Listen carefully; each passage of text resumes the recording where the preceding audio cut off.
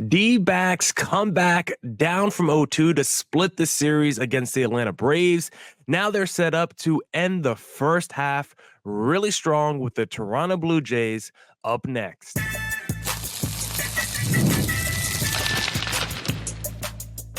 You are Locked On Diamondbacks, your daily Arizona Diamondbacks podcast, part of the Locked On Podcast Network, your team every day.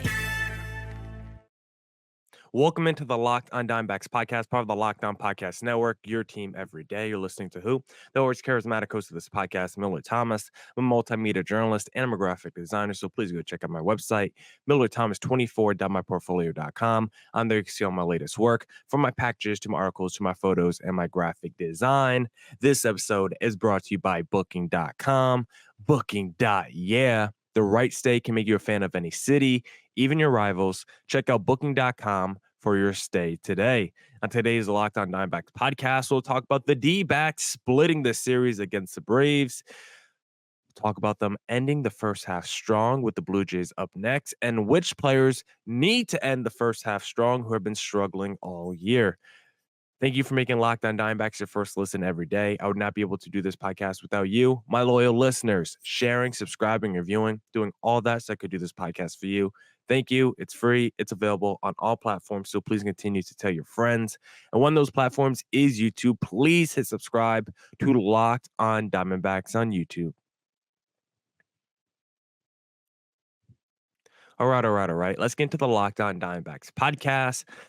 Let's talk about that D-backs series split against the Atlanta Braves, because the D-backs, after not winning a game against Atlanta through the first 5 games this year, and we knew they had their opportunities, because you go look at that first series against the Braves, you could have made an argument that the D-backs should have, potentially swept that series back in April against the Braves, because of course we know D-backs led after 6 innings for every game in that first series. Even the first game of this series, the D-backs led after 6 innings. But of course, we know Paul Sewald in game number 1 blew the save. And whenever you go down 0-2 in any series, or specifically more of a 4-game series, you feel like you're at least going to lose 3 of the 4, right? If it's a 4-game set and you lose the first 2 games, you probably feel like you're probably going to lose 3 of the 4 games in that 4-game set. And for the D-backs, I kind of felt that way after seeing the first 2 games, right? Like in the moment, you kind of feel that way after seeing the first 2 games. Like entering the series, I definitely thought the D-backs would get a series split, but then you watch the first 2 games, you get the blown save in game 1. You know the Braves come back in every single game against the D-backs. We weren't able to beat them in the first series. The game 1 of this series starts off the same way as the last series, where the D-backs build an early lead, and then the Braves offense comes back late and wins it. And then in game number 2, the D-backs offense did not step up at all. The Braves offense did, and they lost game 2. And so you're like, okay, D-backs have lost the first 5 games to the Braves. Are they really going to win the next 2 and split the series like our prediction entering the series against the Braves? Are they really going to split it? But then you remember, you know what? This D-backs team over the last 7 weeks, like when this team goes down 0-2, when you follow the trends, they're probably going to win that game 3 in convincing or a late game clutch hit. That's what we discussed on the podcast after game 2. And guess what? That's what they did in game number 3. Late game situation. They came through in the clutch in game number 3. And then in game 4, entering game 4, I said after the podcast for game 3, I said, you know what? With what we've seen from the D-backs this season, in a 4-game set, they're down 0-2. They're probably going to win game 3. And guess what? They're probably going to win game 4 as well. We were actually confident in the D-backs winning this series finale, because after seeing them win game 3, you're like, oh, wait, I've seen this story from the D-backs already this season. They like to go down 0-2 in a 4-game series and then still end up splitting it, because that's what they did with the New York Mets to start the month of June. So I actually ended up coming around and being very confident after seeing that game 3 performance. Like, yeah, you know what? I've seen this D-back story. They're going to win game number 4. And that's exactly what they did. D-backs get not just the victory in the series finale to get the series split, they get a shutout 1-0 victory. And if you told me the D-backs were only going to score 1 run in the finale, I would have told you they lost by like 5 or 6, because I just expect this Braves offense to score at least 5 to 6 runs every single game. But for the D-backs who shut down that Braves lineup, super impressive. And the man you have to credit the most for doing that is, of course, Brandon Pfaadt, who came back. He wasn't on the injured list, but left his last start early after being hit in the ankle. We were questioning how healthy is he going to be? Were the D-backs going to be cautious with him? And we got to see the full Brandon Pfaadt. I mean, this was maybe his best start of the season. Obviously, it wasn't like his season high in strikeouts. Obviously, he has games where he's pitched deeper into the game, but when you think about the opponent, the Atlanta Braves, when you think about the stakes where you are at this season, all the injuries to your rotation, Gallen struggling, like the D-backs about to enter the All-Star break, still trying to climb back to 500 because the D-backs are now a 500 team after last night's victory. But entering that start, if you're Brandon Pfaadt, you have all these things running through your head. My injury, the rotation's down, Gallen's been struggling. We need to get back to 500. Like, it's a lot of pressure if you're Brandon Pfaadt. And we know Brandon Pfaadt loves pressure because of what he did in the postseason after struggling all regular season. Brandon Pfaadt was really good in the playoffs, and against Atlanta last night, he was really good after having his first start against Atlanta this season not go as planned. This was a very nice bounce back for Brandon Pfaadt where he looked comfortable on the mound. He was working quick innings, and it wasn't a big strikeout performance, only 4 Ks for Brandon Pfaadt, but he still pounds the zone. He leads MLB this season in first pitch strikes. And last night, when you look at the stats for Brandon Pfaadt, his velocity was up on like all his pitches. Four-seamer was up 1.4 miles per hour. Sweeper 1.2. Sinker 1.8. Like, he was throwing way harder last night. His spin rate was up last night. And that's when you see the best version of Pfaadt, because the issue with Pfaadt last year was he liked to throw strikes. He liked to live in the zone, but the pitches did not have any movement. They just kind of died in the zone. It was easy for opposing hitters to just smack them over the wall. But now you look at the spin rate, way higher last night, and just overall this season, way higher than what it was last year. A little bit more movement on his pitches. And I think that's why we've seen a way improved Brandon Pfaadt this season. And then the other big thing from the game last night that you have to talk about before we end segment 1, the defense was spectacular for the D-backs. Jake McCarthy earlier in the play made a really great catch in center field before he had potentially the catch of the year for the D-backs, where he saved Paul Sewald's behind once again, because Paul Sewald was probably a couple inches away from losing his job. Jake McCarthy robbed the game-tying home run at the wall. And Jake McCarthy, who we talked about in yesterday's podcast, needing to play more than Alek Thomas, we were actually questioning, is Thomas's glove, does that outweigh Jake McCarthy's bat, right? We were like, is the package of Thomas, glove, and bat, is that more valuable than the package of McCarthy, bat and glove? And I told you guys that I didn't think McCarthy was that bad defensively. Fangraphs grade him as like an average to maybe slightly below defender. I said by the eye test, I thought Jake McCarthy was fine. And last night, he proved me right, because he was playing some great defense for the D-backs last night and saved the game for the D-backs. Christian Walker was the other guy making elite plays down at first base. And so great job by the D-backs overall. Get back to 500. Brandon Pfaadt, elite start. Bullpen did its job. Elite defensive plays. You win the game 1-0, shut out the Braves. I liked a lot of stuff from the D-backs that we saw in this game. D-backs are now set up to end the first half strong, which I want to talk about as we preview the next series against the Toronto Blue Jays in segment number 2. But hey, if you're looking to upgrade your wardrobe, I suggest Stitch Fix, because you know that instant confidence boost you get from an outfit that makes you look really good? That's what I get with Stitch Fix. With Stitch Fix, you get a stylist who understands your style, size, and budget. They do all the shopping for you. It's the easiest way to update your wardrobe this season. Easily upgrade your wardrobe this year with a professional stylist that helps you find new on-trend favorites that will work for you. I just give my stylist my size, style, and budget preferences. I order boxes when I want and how I want. No subscription required. And they send 5 just for me pieces, plus outfit recommendations and pro styling advice. I keep what works and send back the rest. Stitch Fix makes it all so easy. I don't like to shop, and they save me that time and effort. Plus, I get outfits that make me look and feel really good. Style that makes you feel as good as you look.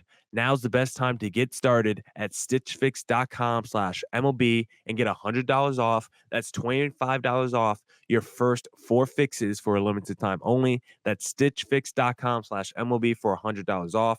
Stitchfix.com/MLB. Must redeem within 7 days of sign up. Offer does not include kids fixes. And also, if you need any help filing taxes this season, I suggest Tax Network USA, because here on Locked On Diamondbacks, we pride ourselves on getting you the latest news for your team, whether it's the offseason, the draft, spring training, or the playoffs. It's year round. You know what else is year round?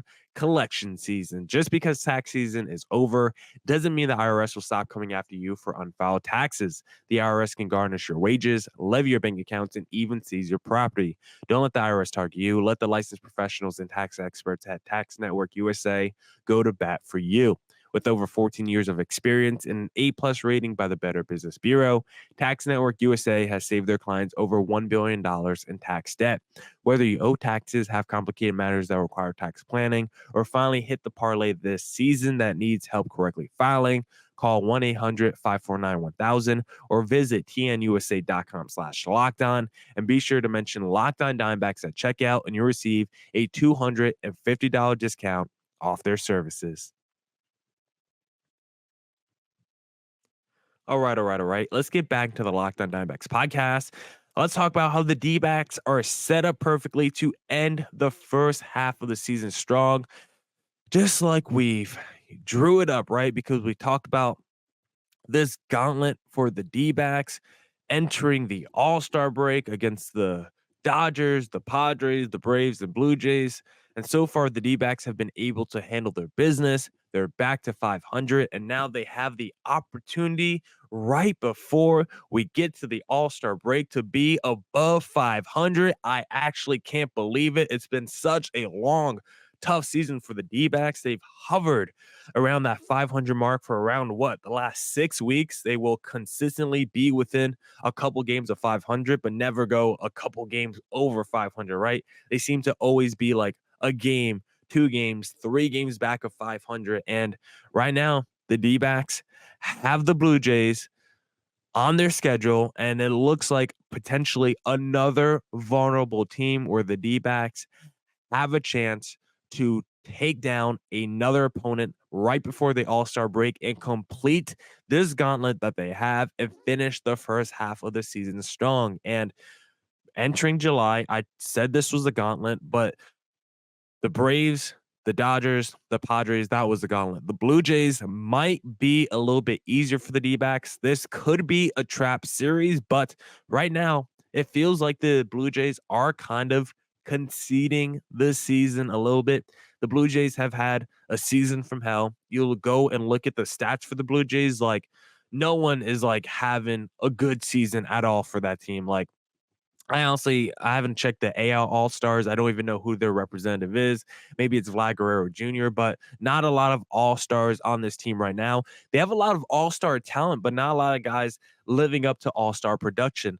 Vlad Guerrero Jr. is having a good season, but not a great season, not that 2019 season where he battled Shohei Ohtani. I think that was 2019. Maybe it was 2021. I honestly don't remember. But look at Bo Bichette. I think he's one of the best shortstops in baseball. He has been horrendous this season. And you go up and down that lineup for the Blue Jays, no one is having a good year. Dalton Varsho, I mean, looking back on it, that was a fleece by the D-backs to trade Varsho for Moreno and Lourdes Gurriel, 2 players who are just straight up better than Varsho. Even though Varsho is still arguably the best defensive outfielder in baseball, offensively, Varsho's probably not even on the level of a Moreno or Lourdes Gurriel. And definitely when we take in the whole package, I mean, Moreno and Gurriel are better than Adult and Varsho. Varsho has been super disappointing for the Blue Jays.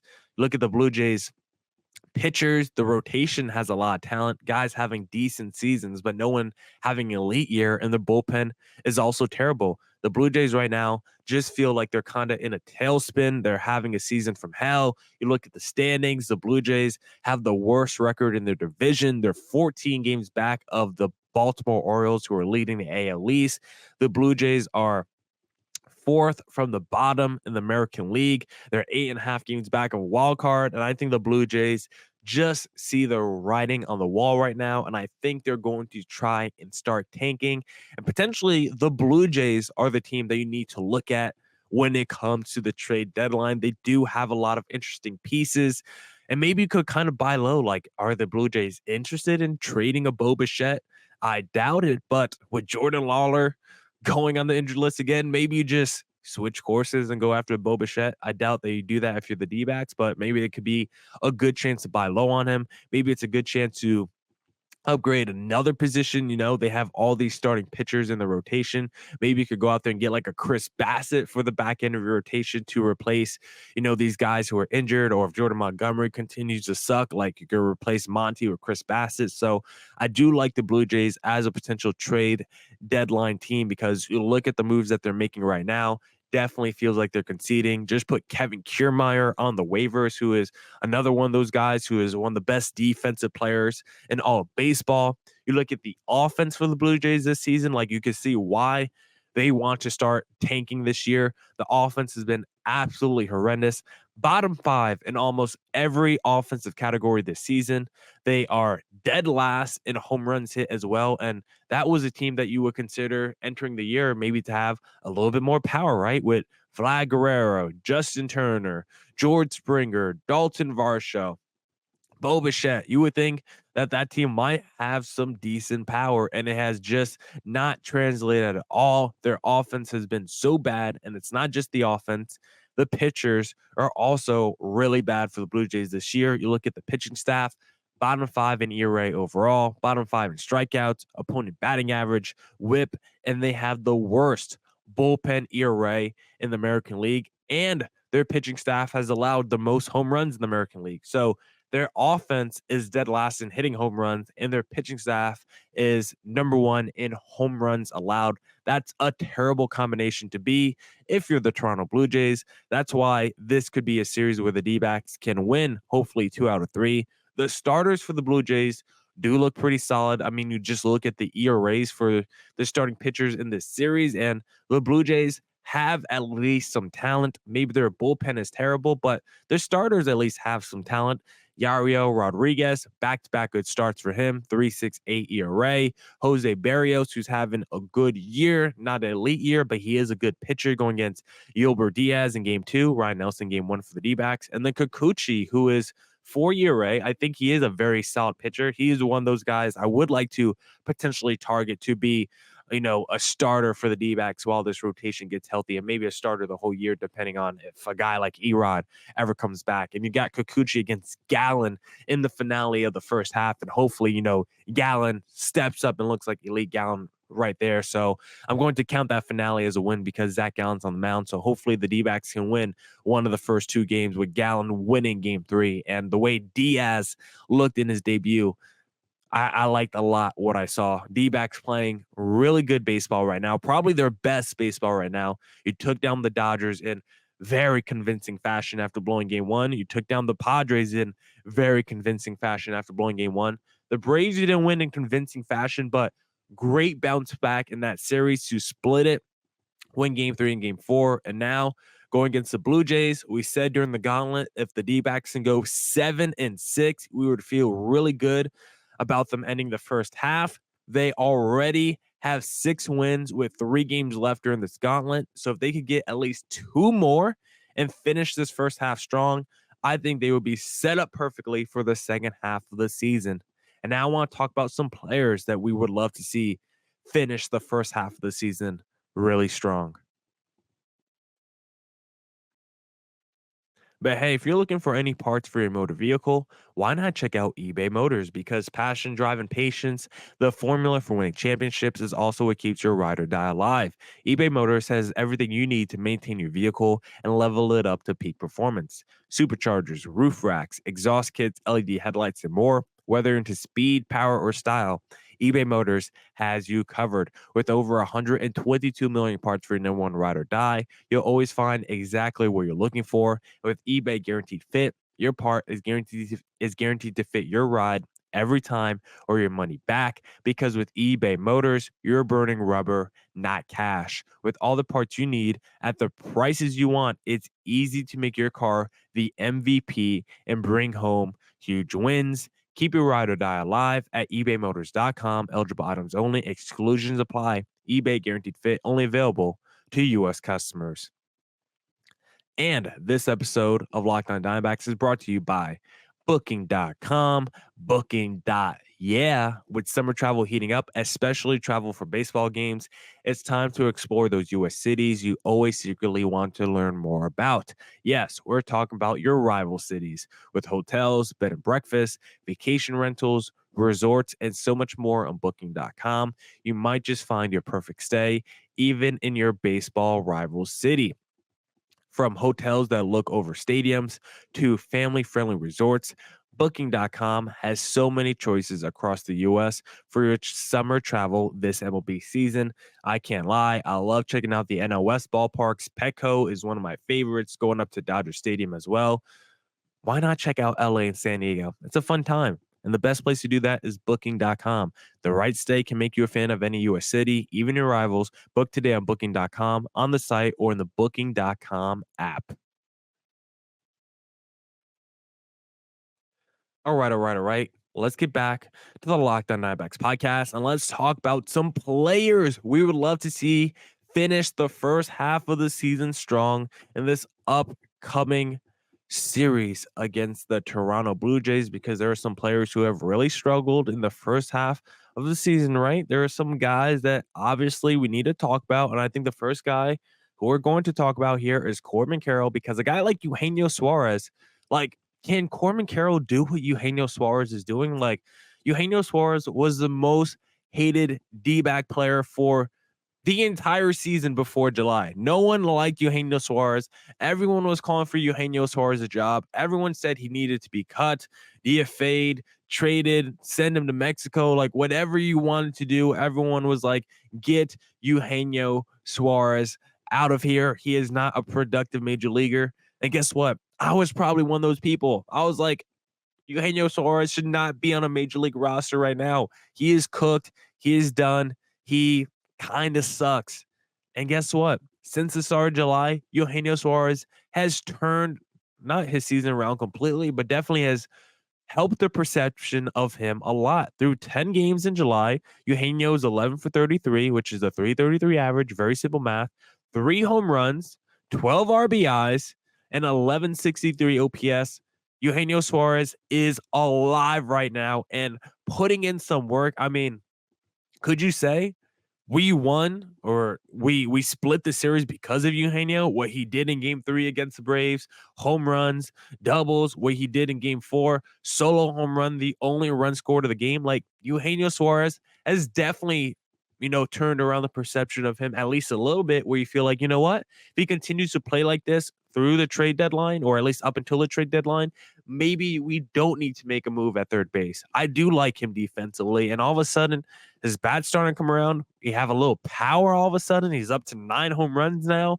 Like, if Eugenio Suarez continues to play like this until the trade deadline, we might need to reevaluate trying to upgrade third base if he can continue to produce like that. That's how quickly someone's perception of them can change. That's what we're hoping for Corbin Carroll, who is having such a bad month of July and, of course, a bad season. Corbin Carroll right now in the month of July, he is 7 for 39. That is a 179 batting average, of 553 OPS, and he is just striking out way too much. 9 strikeouts to 2 walks. He's back in a little slump. He got demoted in the game. We saw him as the number 7 hitter, and that's probably where he should be right now, because I think I would rather have Jake McCarthy at the top of the lineup, Randall Grichuk. We're seeing Moreno at the top of the lineup. Of course, Lourdes Gurriel still deserves to be up there. Jock Peterson. Like, when I'm thinking about building out that 1 through 3 right now, like, I like Moreno, Marte, Jock, Grichuk, Lourdes Gurriel. Like, I like all those options. Jake McCarthy. I like all those options better than Corbin Carroll right now to be 1 through 3 in my lineup. Corbin Carroll has struggled so much this season. And that's why we need a good series from him against Toronto, because we need him to build a little confidence going to the All-Star break, have that mental reset, and hopefully come out firing in the second half of the season. I always say we're not going anywhere this season without dynamic Corbin Carroll back, and that's why I would love to have him just have a little wake up in this upcoming series against Toronto. Alec Thomas, he's another guy I would like to see him do more, because he had just not done enough for the D-backs in his career and this season and this month. Alec Thomas this month, he is 4 for 26, 154 batting average. He provides really nothing offensively. He had that clutch home run against the San Diego Padres, but outside of that, he has not really done much offensively for the D-backs this season. We know how good his glove is, but he needs to do more with his bat if he wants to be anywhere near a guy that plays not just every day. If he just wants to play every other day, in my book, he needs to be better, because I don't even think he should be playing every other day at this point if his bat is going to continue to look like that, and if Jake McCarthy's glove is going to continue to look like that. Paul Sewald, we of course would love to see him have a strong series against the Toronto Blue Jays. That most recent save against the Braves, the finale, that was very scary. We definitely thought Paul Sewald just blew another save, but thankfully Jake McCarthy was able to catch at the wall. 17-18. That's his ERA this month. 17.18. Paul Sewald has not been good this month. 7 earned runs, 3.2 innings pitched. He needs to have a good series against the Blue Jays to inspire some confidence in D-backs fans as we enter the All-Star break, because right now D-backs fans are not on the Paul Sewald bandwagon.